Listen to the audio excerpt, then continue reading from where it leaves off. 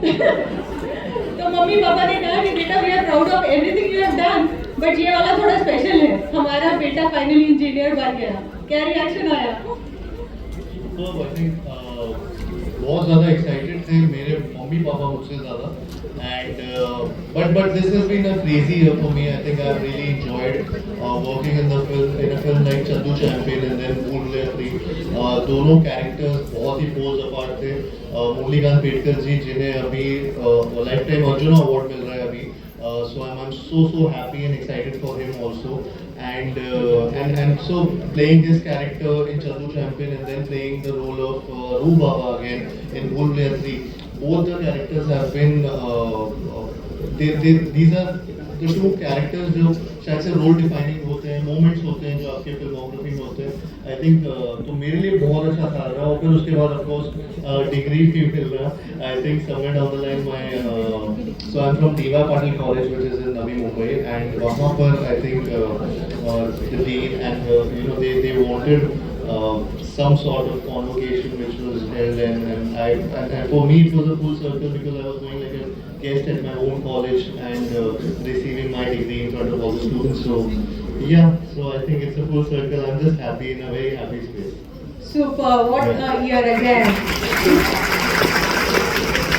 Moving on to थोड़ा सा flashback करते हैं, और आपकी जर्नी स्टार्ट हुई आप मुंबई में जब आए थे, क्या उम्र रही होगी? और मैं 17 साल था। तो आए तो बहुत टाइम हो गया। आए तो आप इंजीनियरिंग कर रहे थे, जी। बट एक्चुअल ड्रीम्स तो बॉलीवुड के थे, right from the day one, right? कितनी ऑडिशंस दी और कितनी रिजेक्शंस मिली? काउंटलेस, मतलब वो तो काउंट भी नहीं कर सकता। रोज के ऑडिशंस होते थे एंड रोज के रिजेक्शंस होते थे, रोज अनफिट सुनते थे, रोज ऐसी चीजें होती थी। Because I think you know so many people come here and to अपने ड्रीम्स लेकर आते हैं सबको।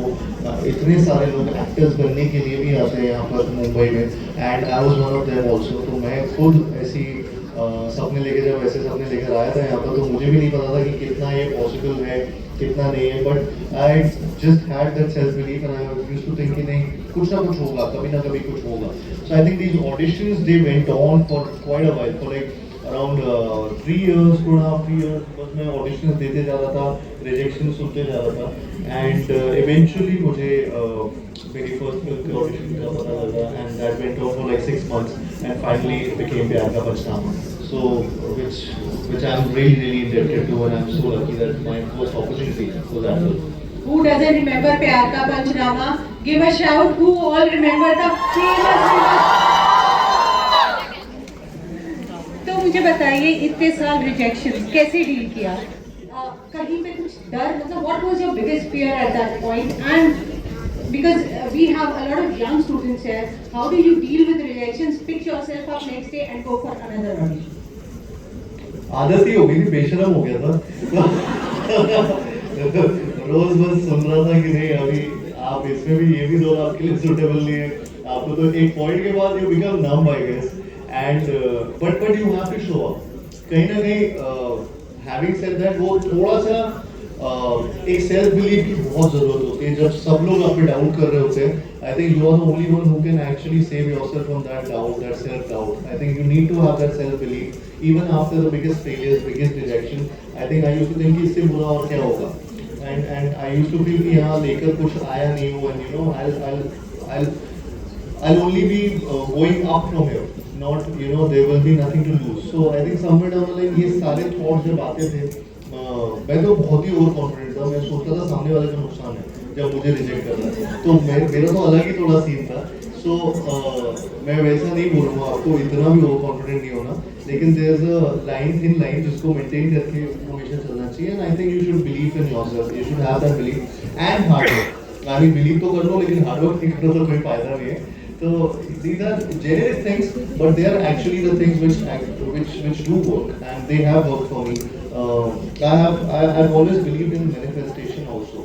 So I think the power of manifestation. I used to write what I want. I used to think about goal, my aim, and what all to achieve, and my dreams. Everything was just written in my head, in my notebook, somewhere where I used to be thinking, "Honey, I'm reaching towards my goal and achieving this, and now this is my dream, and this is my dream." So I think somewhere down the line, everything just came into perspective, and सारी चीजें होने लगी, and yeah, so that was good.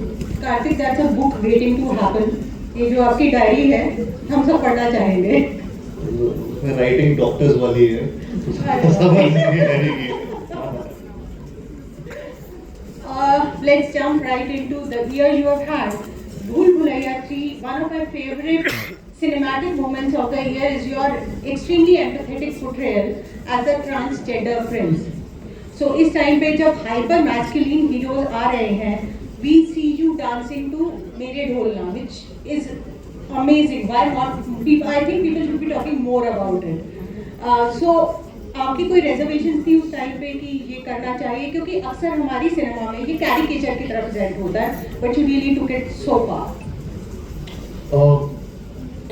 Ironically मैं आपको एक कहानी बताऊँ कि जब भूल भुलैया 2 रिलीज हुई थी और वो बहुत बड़ी हिट हो गई थी उस टाइम, तो उसी के वीकेंड के जस्ट बाद ही या एक हफ्ते बाद ही ये क्लाइमैक्स का पोर्शन भूल भुलैया 3 का 1 लाइन आया था, जो हमारी टीम ने सुनाया था हम सबको. And I was really excited about it कि ये, बिकॉज वो क्लाइमैक्स वॉज द पोर्शन जो सबसे पहले लिखा गया था, जो 2 साल पहले लिखा गया था, कि जिसके अराउंड में पूरी फिल्म लिखी गई. जब एक बार वो चीज़ ओके हो गई, तो आई वॉज नॉट, मतलब मेरे दिमाग में कभी ये नहीं आया था कि अच्छा ये ऐसा प्ले होगा ऐसा, because I knew the team which I was working with, they would handle it with care, they would handle it in a way which would make it look cinematic rather than कि कुछ भी गड़बड़ लगे उस चीज़ को, because वो बहुत emotional portion है of the film, and also वो ऐसा ट्विस्ट था जो कोई भी मतलब एक्सपेक्ट नहीं करता. तो आई थिंक वो जितना भी आप सोच के जाते हो वो फिल्म को देखने के लिए, लेकिन फिर भी वो अनएक्सपेक्टेड ट्विस्ट आता, तो सबने वही चीज़ को बहुत पकड़ा. And I think so we started our journey with that climax. तो पिक्चर का क्लाइमैक्स हमारे पास पहले था, फिर पूरी पिक्चर लिखी गई थी बाद में. ये भूल भुलैया 3 के साथ हुआ था. एंड या सो वो उसके बारे में आई थिंक नहीं, मतलब बात करते हैं लोग. इनफैक्ट मैं देखता रहता हूँ कई लोग वो मेरे ढोलना का जो वर्जन है जो सोनू निगम जी ने गाया है, which is become a great, which is become a big song जिसके इमोशंस अलग अलग तरीके से लोगों ने अपनी लाइफ से जोड़ा है. So I think you get to know about these things, and I'm really glad that a lot of people just connected their stories in somewhere down the line. कुछ ना कुछ अपना कोई बचपन कनेक्ट कर रहा है, कोई अपना स्ट्रगल्स कनेक्ट कर रहा है, कोई अपनी लाइफ को कनेक्ट. सो वो जब एक कनेक्शन हो जाता है कोई एक गाने से या एक पोर्शन से फिल्म के, सो वो फिर चलता रहता है. So people have been talking about it in a way where, and also the kind of box office the film made. I think the last 40 minutes of the film, they just you can't blame you, because वो आपको पता करना है कि क्या होने वाला. So that moment, I think वो climax ने बहुत उस पिक्चर को बहुत एक ग्रेविटास दिया है. उस मोमेंट ने जो मेरे लिए भी वो नया था. मैं भी फर्स्ट टाइम ऐसे डांस कर रहा था पूरा. We had actually shot the entire song, जो पूरा फिल्म में था नहीं, बट वो जो पूरा तांडव था या ये सारी चीज़ें थी, क्योंकि पिक्चर ऑलरेडी बहुत लंबी हो गई थी, तो मेरा तांडव थोड़ा कट हुआ है, लेकिन बहुत सारा डांस किया था उसमें. इनफैक्ट 4 मिनट का शायद ये वाला सॉन्ग था जिसमें मैं मंजूलिका बनाऊँ तो बोल सकता हूँ, और 2-2.5 मिनट का शायद वाला गाना था जिसमें मैं देवेंद्र नाथ वो राजा वो बनाऊँ. सो आई थिंक वो दोनों गाने मिला के 6-6.5 मिनट का डांस है जो एंड में होना था, बट इवेंचुअली बिकॉज वो 3 घंटे की पिक्चर होनी थी, सो थोड़ा सा डांस कम कर दिया. And but I had fun. I enjoyed that, and of course with Vidya Balan and Madhuri Dixit being on my side, I think that was again a cinematic moment for me also as an actor to perform with them. तो उनके साथ जब मैं वो share कर रहा था screen space and ये ऐसा रोल प्ले कर रहा था, it was just magical. Absolutely, and we could see it on screen. So empathetic, so vulnerable. Beautiful performance there. And what I meant, yes. Because we really have to. Because it also pushes the envelope when it comes to portrayal of in Hindi film heroes and sexuality also. So amazing there. In fact, Rashmika Mandana recently spoke about Allu Arjun's sari sequence in Pushpa 2. He very few Indian film actors will have the alphaness to carry something like that, but you actually took it even further. Thank you. Diwali was all about Singham again, Bhul Bhulaiya. Thank you, Rashmika. Sorry. Diwali was all about Singham again, Bhul Bhulaiya 3. Both are much loved franchises, and Singham again came front-loaded with actors, but you guys, Bhul Bhulaiya 3, quietly but definitely, outpaced it on the box office. You guys received so much love.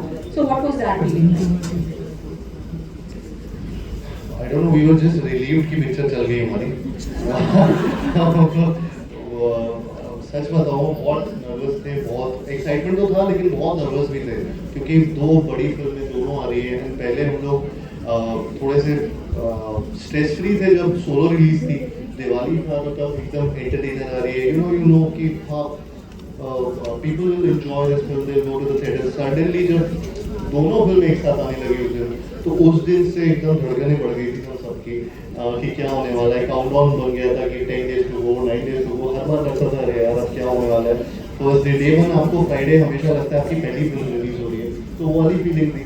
And when the film worked I think we were just relieved, nothing else. मतलब वो ऐसा था कि हम लोग एक दूसरे से बस बहुत खुश थे कि भाई 2 साल की 3 साल की मेहनत थोड़ा रंग लाई। And yeah, it was it's something which will always we'll always remember this for ourselves. And yeah. What's your take on, like you just spoke, there was a little, or there was a lot of nervousness, little between. So box office clashes, especially when two big films come at the same time. What's your take? Because you are somebody, even business of cinema, you are quite, and your understanding is great. मुझे ऐसा लगता है कि दिवाली के time पे क्योंकि वो इतनी बड़ी हॉलीडे है तो तब वो दो फिल्में आ सकती हैं। एंड ऑल्सो जब हमारी दोनों फिल्में आ रही थी विद भूल भुलैया ऑल्सो, सिंघम ऑल्सो, दोनों के जॉनर्स बहुत अलग थे, बहुत ड्रास्टिकली बहुत अलग थे। एक एक्शन फिल्म थी, एक हॉरर कॉमेडी थी।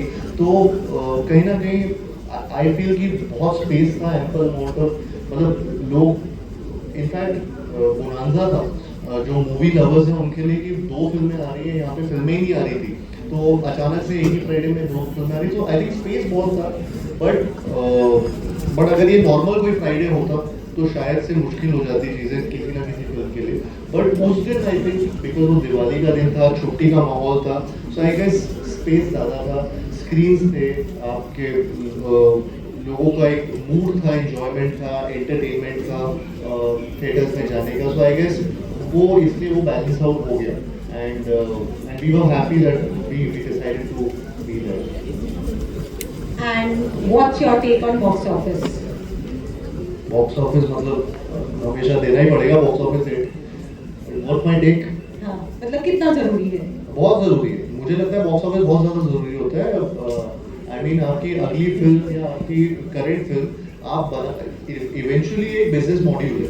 आप जितना पैसा उसमें लगा रहे हैं, you want profits to happen for everyone associated with the film, not just the actors but also the producers and the directors, distributors, executives, सब जो भी है। इवेंचुअली अगर आपकी ये फिल्म एक पैसा कमाएगी, आप लोग सब कमाएंगे, तो आप उससे ज़्यादा दूसरी फिल्म में लगा पाओगे।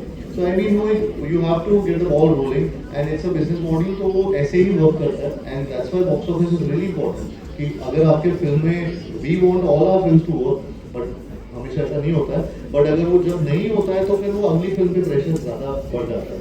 बट क्या नंबर्स इन्फ्लेटेड होते हैं? सी समटाइम्स कुछ लोग करते हैं, कुछ लोग नहीं करते, but it's gone to a level where lines are so blurred that you don't even know what is happening right now, कि कितने नंबर्स हैं, इन्फ्लेटेड हैं, नहीं हैं, कुछ आपको नहीं पता चलता है। एंड कहीं ना कहीं आपको you have to make peace with the fact that जो न्यूज़ आ रही है कुछ हद तक आपको अपने ब्रेन लगाने पड़ते हैं और समझने में कि हाँ ये इतना तो वही है, तो मतलब ये करेक्ट है। बिकॉज हम लोग में से बहुत सारे लोग बॉक्स ऑफिस के नंबर देखते हैं और फिल्म देखने जाते हैं, तो थोड़ा सा सोच के अभी वो तो अभी रिव्यूज देख के भी आप जाएंगे तो सोचेंगे कि क्या हो रहा है क्या नहीं, क्योंकि हर चीज़ में अभी अगेन आपको अपना ही आजकल ऑडियंस इतनी स्मार्ट है कि वो अपना दिमाग यूज करके ही जा रही है rather than बॉक्स ऑफिस का हिट है या नहीं है. इवेंचुअली आई थिंक कहीं ना कहीं फिल्मों को उनका स्पेस मिल जाता है जिस तरीके की फिल्म होती है, चाहे वो एंटरटेनर हो, चाहे वो नीश ऑडियंस के लिए हो, ऑफ बीट हो या एकदम ही कमर्शियल हो. आई थिंक कुछ ना कुछ चीज़ों से अगर आपने एक सही फिल्म, सही तरीके की फिल्म बनाई है, उसको एक तरीके की ऑडियंस मिलती ही है. Amazing.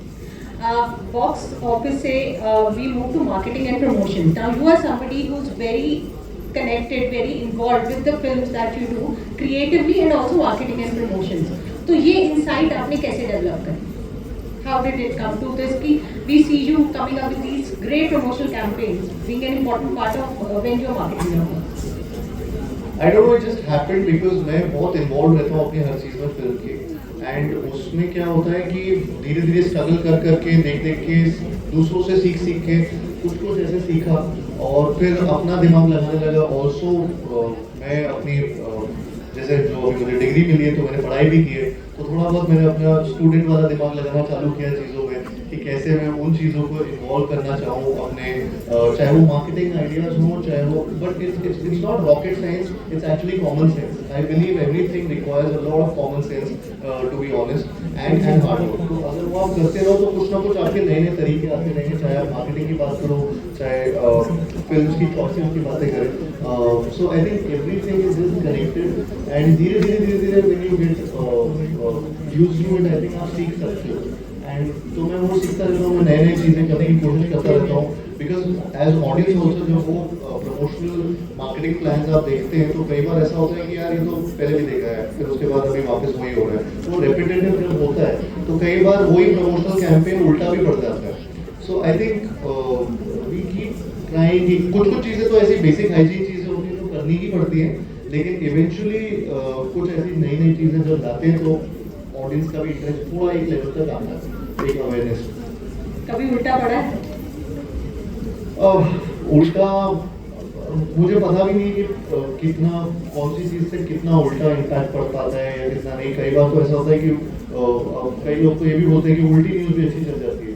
तो अभी वो हर चीज़ के अपने अपने, there is no end to this question only कि कभी उल्टा पड़ा है कभी सीधा. तो you have to just live with it कि हाँ this is a campaign which you are doing. अगर कैंपेन में कुछ अच्छी चीज़ हो गई तो वेरी गुड, कुछ बुरी भी चीज़ होगी तो कई लोग कहते हैं कि बुरी चीज़ भी अच्छी है. So you don't know that. You just know that, you just want to know कि इंटरेस्ट है कि नहीं ऑडियंस का आपके टीजर, ट्रेलर, सॉन्ग्स या इन चीज़ों में. मुझे ऐसा लग रहा है मैं यहाँ पे मार्केटिंग आइडियाज देने आया हूँ. मैं आप लोगों के एक कोई क्लास चल रही है जिसमें आपके बॉक्स फिर ऑफिस उनका इंसाइट दे रहा हूँ. हाँ, आपके नंबर देख के हम सब सीख सकते हैं. मैं खुद ऐसी बातें सुनता हूँ तो मैं ऐसा हो जाता हूँ, मुझे नींद आ रही है. लेकिन हाँ. Okay, next question is now that we are talking about business of cinema, producers, actor, but just tell me that you know when it comes to this whole conversation about entourage costs, about inflated star fees, आप personally bottom line कैसे देखते हैं? You make sure कि your films are not getting that. Correct.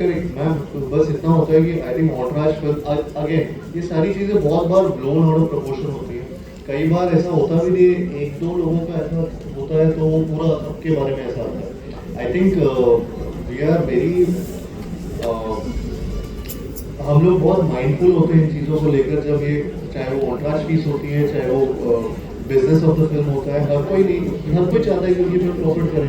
हर कोई चाहता है कि उनकी टीम्स को भी एक अमाउंट मिले, किसी का भी कुछ गड़बड़ ना हो. तो आई थिंक कहीं ना कहीं जो ऑनराज फीस का भी जो बीच में आ रहा था, वो मुझे लगता है वो बस just blown out of proportion है, because it's just not something to do with every personality और actress that you see right now. किसी के साथ होता होगा लेकिन सबके साथ ऐसा नहीं होता. तो आई थिंक मैं तो ट्राई करता हूँ कि जितना मेरा टीम या मेरे they should be happy also, and also even the producer should be happy by paying their amount or whatever, yeah, pieces. Karthik, you are people's person in Bollywood. People see you as an extremely relatable star who has found stardom after really hard work and still remains extremely relatable to everyone. everybody. So tell me, but क्या आपकी journey कैसी थी बॉलीवुड में जब आपने शुरू किया, the way you kind of found your way, but didn't you find that disparity? So आपने बात करी ऑडिशंस की कि मैंने बहुत सारी ऑडिशंस दी, thousands दी शायद, and then you will see, you know, insiders who will get a dream launch without perhaps never giving any audition. तो वो disparity feel हुई, and क्या प्लेइंग फील्ड लेवल होती है एट एनी पॉइंट? नहीं, level तो नहीं होती, प्लेइंग फील्ड तो इवन कभी भी नहीं होती वो। आई डोंट थिंक सो कोई बोलता भी है, because it's so out there. Also अब मुझे इतने साल हो गए इंडस्ट्री में कि अब मेरा वो सारी बातें करना कुछ इतना मैटर नहीं करता। बट मैं अगर कोई नया इंसान कभी आ रहा है इंडस्ट्री में तो मैं मैं इस बात को झुटला नहीं सकता कि हाँ there an even playing field है या सबके लिए इक्वल अपॉर्चुनिटीज होती है, ऐसा नहीं है। आई थिंक कहीं ना कहीं मेरी भी अपॉर्चुनिटीज कई बार ऐसे गई है जहाँ पे मुझे ऐसा लगा कि maybe I should have gotten the opportunity rather than someone who's from the family or some whatever। तो वो होता है, बट उसमें उनकी भी फॉल्ट नहीं। आई थिंक कहीं ना कहीं पैदा हुए हैं उस फैमिली में, एंड मैं भी शायद ऐसा हुआ था, तो it's not their fault his or her fault, and it's okay। I've made my peace with it। It's just that कि मुझे ऐसा लगता है कि कई बार जब comparisons होते हैं, जब आप किसी मे बी नॉट जस्ट मी, कोई और भी अगर एक्टर है जो आउटसाइड से आया, आउटसाइडर है इनसाइडर, जब आप उनकी चांसेस देखते हो तो यू नीड टू काउंट कि वो किस तरीके के डायरेक्टर्स या मेकर्स के साथ उनको अपॉर्चुनिटीज मिली है और किस तरह के मेकर्स और प्रोड्यूसर्स के साथ एक आउटसाइडर को अपॉर्चुनिटीज मिली है। आप जब अगर इक्वल अमाउंट ऑफ फिल्म्स भी देखो, लेकिन आप देखोगे कि उनके नाम और वैल्यू कि वो 300 करोड़ के डायरेक्टर के साथ काम कर रहे हैं या वो सबसे बड़े डायरेक्टर इंडस्ट्री के उनको लॉन्च कर रहे हैं, लेकिन एक इंसान एकदम ही नए लोगों के साथ काम करते करते वहां तक पहुंच गए।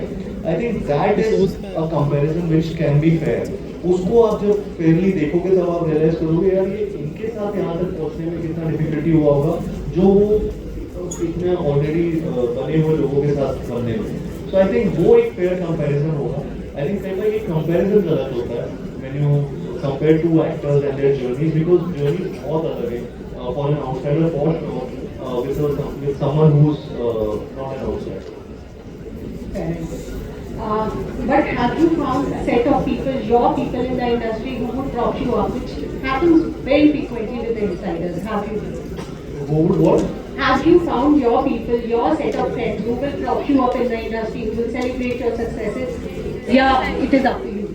I mean, हम लोग का मैं पहले भी बोल चुका हूँ कि मैं थोड़ा इतना ना ओपन नहीं हूँ, मैं ऐसा थोड़ा सा इंट्रोवर्ट हो जाता हूँ when it comes to people who I don't know in the industry especially, क्योंकि and I'm not here to make friends, I'm just here to work।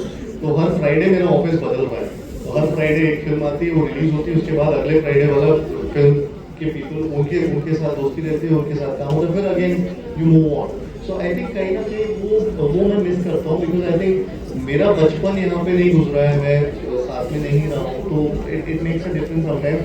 Having said that, I've had great share of relationship with all my directors, my producers, my co-stars also, like in a way, but they get busy with their own jobs, with their own work after every Friday, which I don't blame them। So, but they do get happy when my success is there, and for example, Kabir sir would be really happy with the success of Bhool Bhulaiyaa 3, and so will I be when his other film works। Okay, moving on to your personal life and that very impressive car collection. So you have McLaren GT, you have BMW 5 Series, you have a lot of sports bikes, you have okay, I actually have to go back to my notes, Lamborghini Urus and Mini Cooper। So time कब मिलता है आपको गाड़ियाँ चलाने का?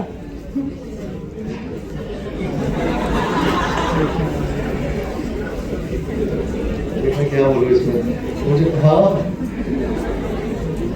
रात को 12 बजे के बाद। So you know where to find them।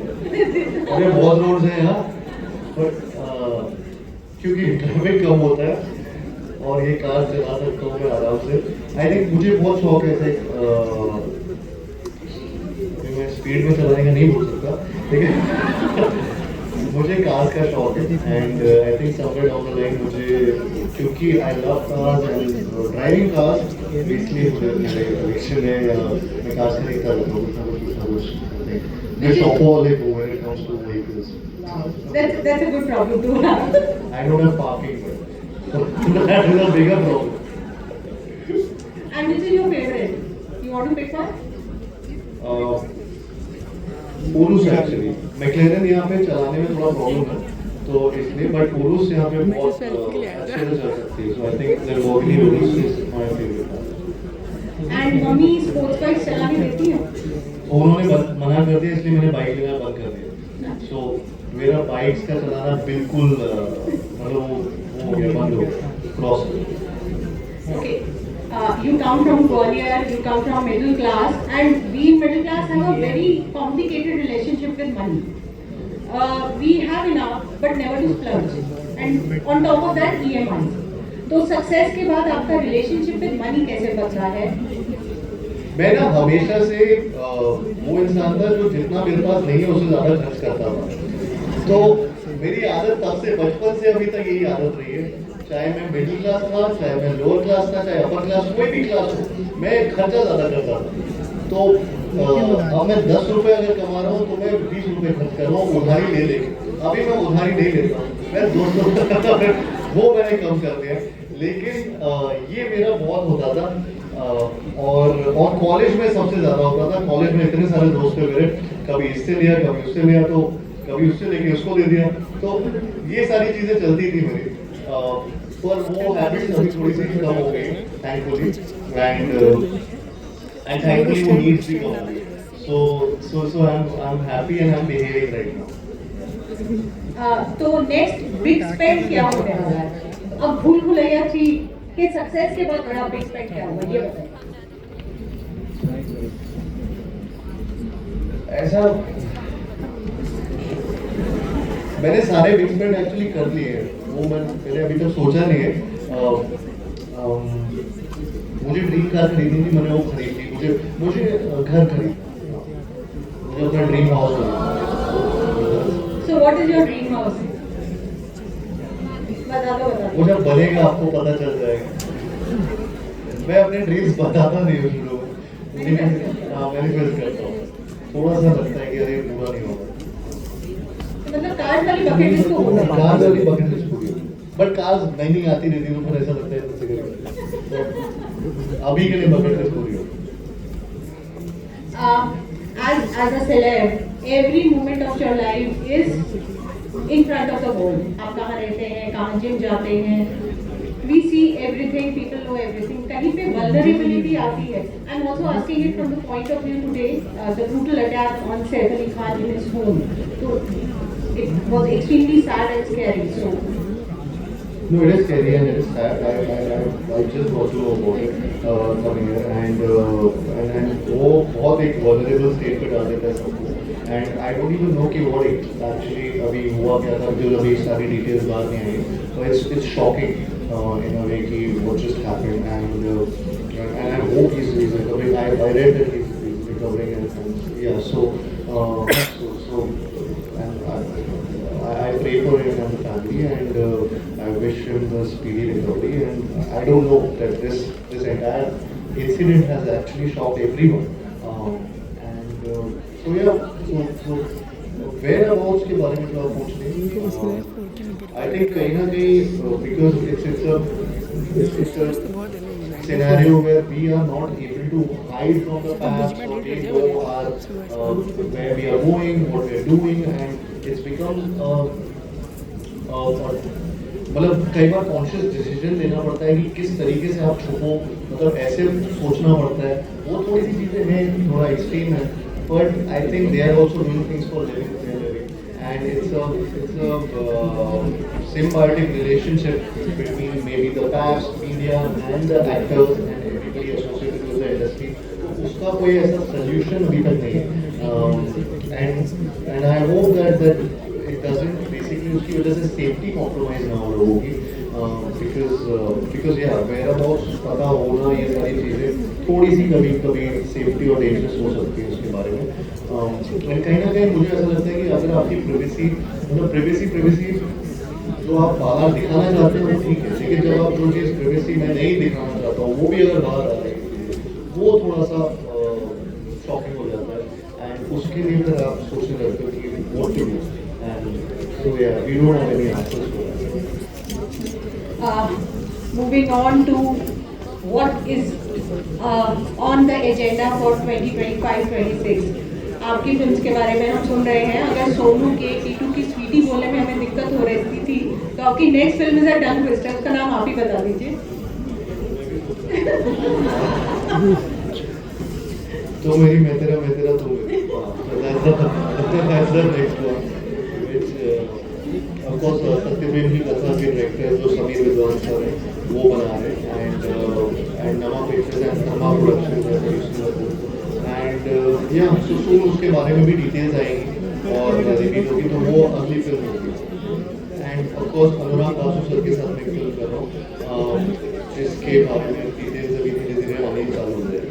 मतलब बेसिकली आप हमें कुछ नहीं बता रहे नाम को छोड़ के। मैंने तो बासु सर की तो फिल्म का नाम ही नहीं बोला, वो एक रोमांटिक फिल्म है, नॉट आशिकी, वो भी मुझे नहीं पता।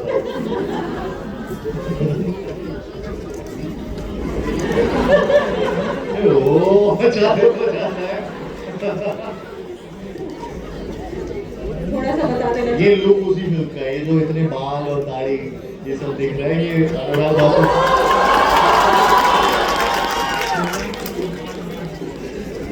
ये उन्हीं के किया हुआ है। मैं वेट कर रहा हूँ कब स्टार्ट होगी फिल्म।